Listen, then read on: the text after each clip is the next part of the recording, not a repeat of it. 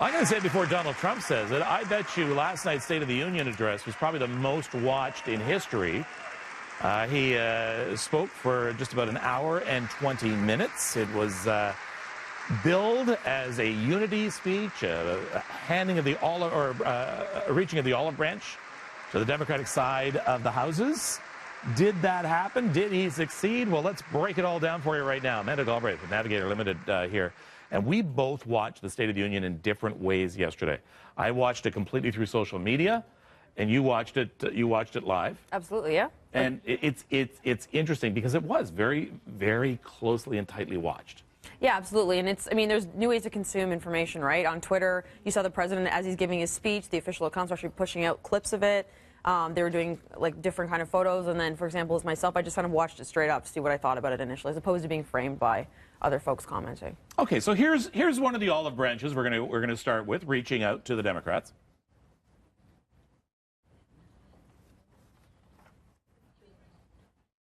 The first pillar of our framework generously offers a path to citizenship for 1.8 million illegal immigrants who were brought here by their parents at a young age. That means building a great wall on the southern border, and it means hiring more heroes like CJ to keep our communities safe. Okay. Yeah, I apologize. That wasn't the one that we were talking about optimistic, but he was talking about immigration, and he mentioned CJ there. That was a little kid who goes around putting flags on grave markers of veterans. But he got a lot of his platform from the 2016 election into the State of the Union address, immigration, the wall being one of them. Yeah, absolutely. And they've been working on this deal about the wall in exchange for giving Dreamers a path to citizenship for the last month or so. There's been a few breakdowns on that. So this is once again him putting this on the table as a challenge and saying this is the deal that I want to move forward, but to do that I want my Great Wall, which is sort of, you know, the big chant that he had throughout the campaign. So it's a kind of, one person compared it to like putting your hand out, but also with a fist in the other one. It's like, do this with me, but if you don't, I'm going to keep pushing through my agenda. Let's compare notes of the way we both watched it yesterday. And again, I was getting instant reaction on Twitter. I got to tell you, I think he did a pretty good job last night.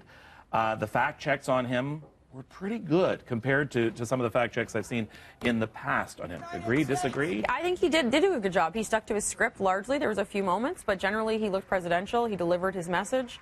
It was very interesting that he mostly mentioned to the Republicans and not to Democrats. I think that was a deliberate slight on his part. But yeah, Donald Trump wanted to deliver a message last night. He wanted to look presidential. He did it. He did it in a very long way. An hour and 20 minutes was quite a while. Like, let's go back to the debates. I'm not going to rehearse for those. I don't need to rehearse for those. I don't need to rehearse for those. Have you noticed over the last few days, Trump has been off Twitter almost completely? Yeah.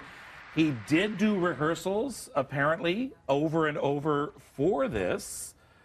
He knew how important last night's speech was, not just in the U.S., but even here in Canada. We were watching it as well. Yeah, people watch it all over the world, right? It is a big event, and I think to approach it with an offhand way wasn't what was necessary to kind of move the agenda forward. I also think it shows that Trump is formidable regardless, but when he's actually on his game, he's quite eloquent in delivering his message. Whether we like it or not is a whole other, you know, kettle of fish. Strange you didn't mention the Russia investigation, but okay. Yeah. Well, if I was his advisor, I would tell him to talk about something else, too. Interesting. He was caught in a hot mic afterwards. Yes.